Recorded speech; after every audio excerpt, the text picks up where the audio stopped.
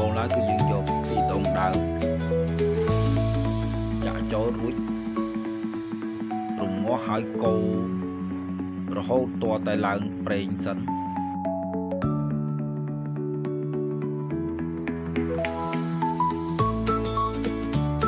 បន្ទាប់ពីយើងកូរទីដងឡើងប្រេងរួចមកទើបយើងដាក់គ្រឿងចូល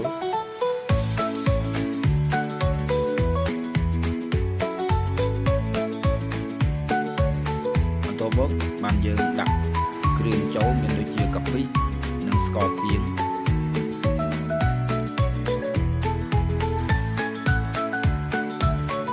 យើងច្បល់ជាមួយនឹងខ្ទិះដូងនោះបានមួយសន្ទុះក្រោយមកទើបយើងចាក់គ្រឿងចូលគ្រឿងផ្សំដែលយើងបានផ្សំចូលគ្នាពីមុនមកមានដូចជាសណ្តែកដីកាពិខ្ទឹមសខ្ទឹមក្រហម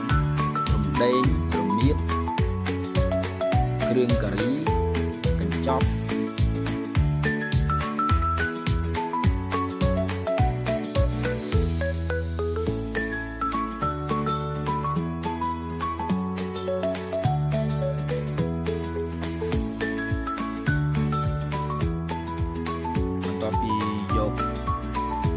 ចាក់ចូលគ្នាច្បល់មួយសន្ទុះយើងបង់គល់ស្លឹកគ្រៃចូល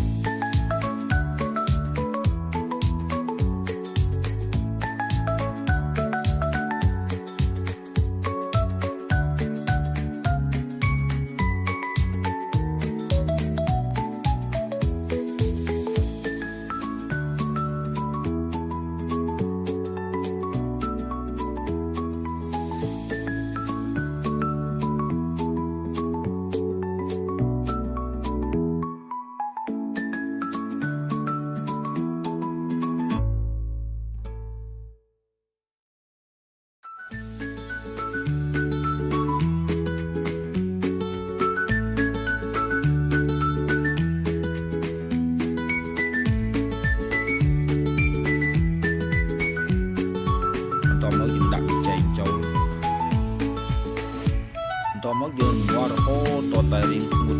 ទឹកបន្តិច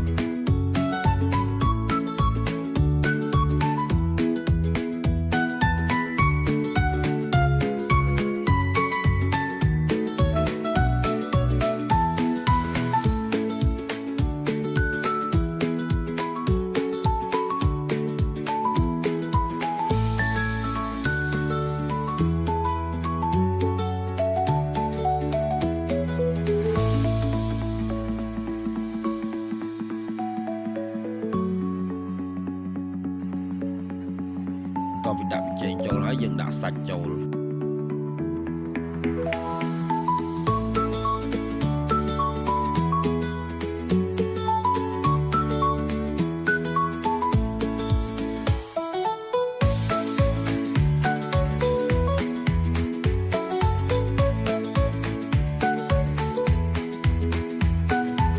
តមកបានយើងចាក់ខ្ទិះដូងទី2ចូល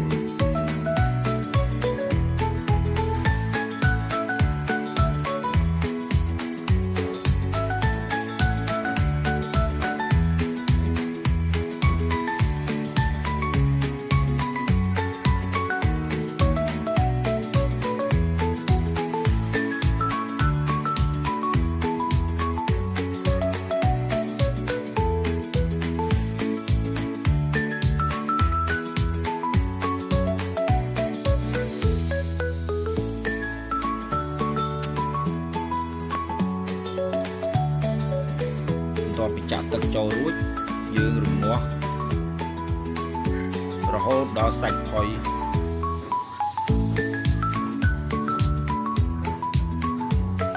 បន្ទាប់មកទើបយើងដាក់បន្លែចូល